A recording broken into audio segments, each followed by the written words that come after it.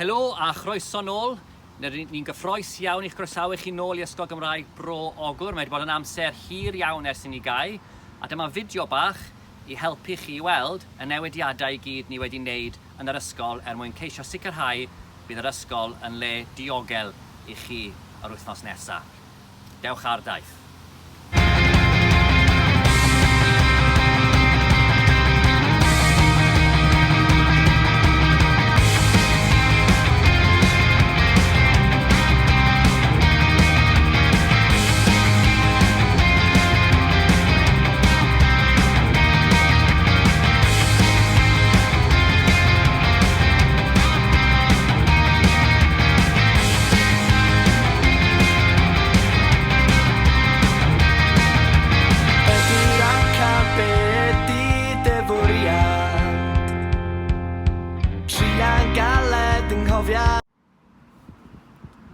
Dyma ni wrth y brif mynedfa.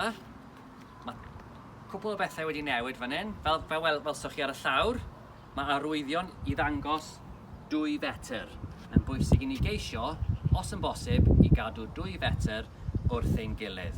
Peidiwch â phoeni, os nag ych chi'n gallu trwy'r amser, byddwch chi'n cael stŵr mawr, ond mae eisiau trio yn gorau glas i gadw pellter wrth ein gilydd. Mae blwyddyn 1 a 2 tu ôl i ni fan hyn yn mynd i fod yn hwb. Felly, mi fydd blwyddyn 1 a blwyddyn 2 yn mynd i ddosbarth blwyddyn 3. A mi blynyddoedd 3, 4, 5 a 6 rownd yn y cabanau. Dewch i ni cael gweld uned blwyddyn 3.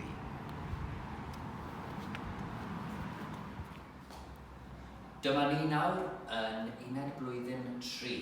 Felly, os ych chi yn blwyddyn 1 neu blwyddyn 2, dyma fyddwch chi dros yr wythnosau nesaf. A os wrth edrych o amgylch y dosbarth, fe welwch bod lot o bethau wedi cael eu storio, wedi cael eu rhoi heibio, fel bod y glanheuwyr yn gallu glanhau popeth pob dydd a sicrhau bod bobman yn lan ac yn ddiogel i chi.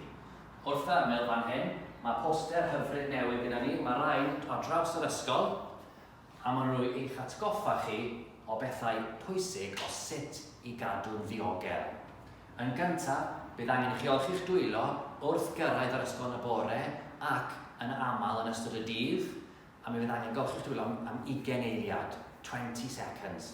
A mae'n helpu i ganu penblwydd hapus wrth bych chi'n golchi'ch dwylo i sicrhau bod chi'n neud am 20 eiliad. Yn ail, mae angen i chi geisio'ch gorau glas i gadw 2 fetr i ffwrdd wrth blant eraill ac wrth aelodau staff. Weithiau, ni fydd hyn yn bosib. So peidiwch â poeni gormod amdano fe, ond ni'n mynd i drio gorau glas i cadw 2 fetr trwy'r amser. Trydydd fan hyn, mae ganddo ni hylif diheintio, antiseptic hand gel o amgylch yr ysgol. Felly, o bryd i'w gilydd, os ych chi'n cyffwrdd gan o bethau, mae'n dda i gael chwistrell o'r hylif a golchi'ch dwylo unwaith eto i sicrhau bod eich dwylo yn hyfryd ac yn ddan. Os bod angen peswch arnoch chi, mae'n werth peswch mewn i'ch elyn, fel yna, fel bod e ddim yn lledaenu unrhyw beth sy'n dod mas wrth i chi beswch. Ac yn olaf, mae angen ceisio sicrhau eich bod chi ddim yn cyffwrdd eich llyged, eich clistiau, eich trwyn, eich ceg, achos os bych chi'n bod yn cyffwrdd pethau, dyna ffordd gall pethau mynd mewn i'r corff. So eisiau trio sicrhau eich bod chi ddim yn cyffwrdd rhannau o'ch corff. Helo, dyma ni yn esiampl o un o dosbarthiadau chi'n mynd i bod mewn. Fel chi'n gallu gweld, mae pethau wedi newid. Mae pethau wedi cael eu ailosod mwyn sicrhau bod ni'n cael yw'r lle yn ddiogel, felly mae yna 8 cader, 8 bwrdd i chi. Gwnewch yn siŵr bod chi'n gwisgo rhywbeth cyffyrddus i'r ysgol, mwyn i fynd haws wedyn i'ch rieni glanhau a chi nôl yn y tŷ. Neu'n siŵr bod chi yn teimlo'n gyffyrddus yn dod nôl. Gwnewch yn siŵr bod chi ddim yn dod â unrhyw beth o'r tŷ i fewn i'r ysgol, ond i bai bod bocs bwyd gyda chi.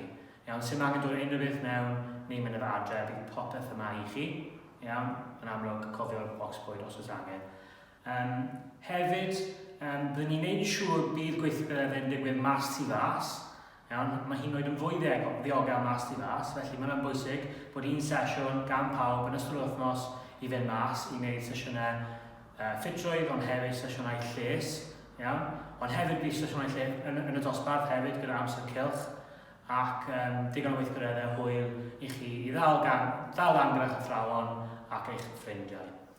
Yn olaf, mae gyda ni biniau hefyd yn y dosbarth, peidiwch cyffwrdd, dim ond defnyddio eich trad gyda'r biniau yma.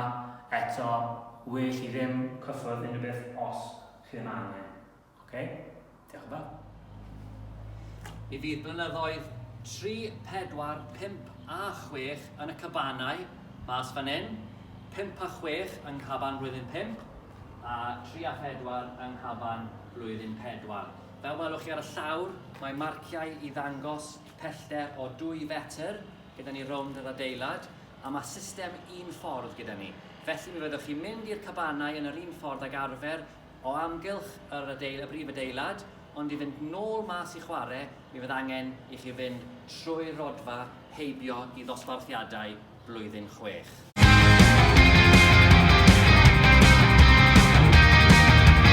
Ydy'r amcan beth i defwriad, tria'n galed yng nghofiad. Pwynt i gofio, am mhob tŷ bach ar draws yr ysgol, mi fyddwn ni'n gadael un person yn y tŷ bach ar y tro mwyn sicrhau bod nhw'n cadw pellter o 2 fetr wrth ei gilydd a ei fod e'n rwydd i'r glanhauwyr i fynd mewn a glanhau wedyn y tai bach sydd wedi cael ei defnyddio. Dyma ni'n parhau ar hyd y llwybr un ffordd, yn dilyn yr arwyddion.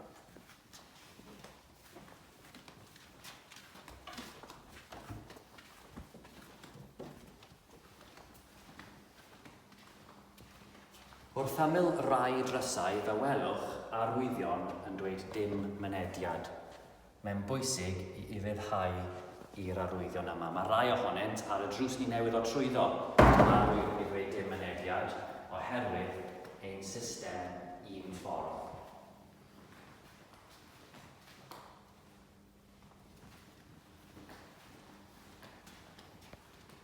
Fel welwch chi fan hyn, gyda'r ffynon ddŵr, dydyn ni ddim yn cael defnyddio y ffynon dŵr ar hyn o bryd. Felly, mi fydd e'n bwysig iawn eich bod chi'n dod mewn gyda botel neu 2 o ddŵr mwyn sicrhau eich bod yn gallu cael digon o ddŵr yn ystod y dydd. Peidiwch â poeni os chi'n anghofio, mi fydd cwpanau hefyd yn y dosbarth a gallwn nhw eich enwau arnyn nhw, gallwch chi gael digon o ddŵr yn ystod y dydd. Lle o ti yn byw ar yr aml. Dyma ni yn y neuadd, ble byddwch chi'n cael eich cinio fel arfer, ond yn amlwg mae peth wedi newid tipyn bach, felly byddwch chi'n dod mewn fesel blwyddyn, a mynd lawr a dilyn yr arwyddion fel chi'n arfer, lan i'r hatch, derbyn eich bwyd, wedyn eich mynd rownd eto yn dilyn yr arwyddion ac mynd i ffeindio set. Ond fel chi'n gallu gweld fan hyn, mae un set fyna gyda croeso arno fe. Newch yn siŵr dyna rai chi'n eistedd arno, a ddim y rai sydd heb, y rai glas sydd heb croes. A mae'n bwysig, yn amlwg maen nhw wedi cael eu mesur gyda'r 2 metr. Wedyn, pan chi wedi gorffen eich bwyd, eto, dilyn arwyddion, ond ddim mas trwy ffordd chi wedi dod mewn fel arfer, ond mas tuag at y drws cefn, a wedyn dilyn ein system un ffordd wedyn, naill ai nôl i'r dosbarth neu i'r iard. Mae'n bwysig i dilyn reolau yma, jyst i cadw chi'n saff, ond byddai'n lle tawel neis yn cael bwyd gyda llai o blant a siawns i chi cael bach o fwyd a diod. Diolch yn fawr. Dyna ni wedi gorffen ein taith o amgylch yr ysgol.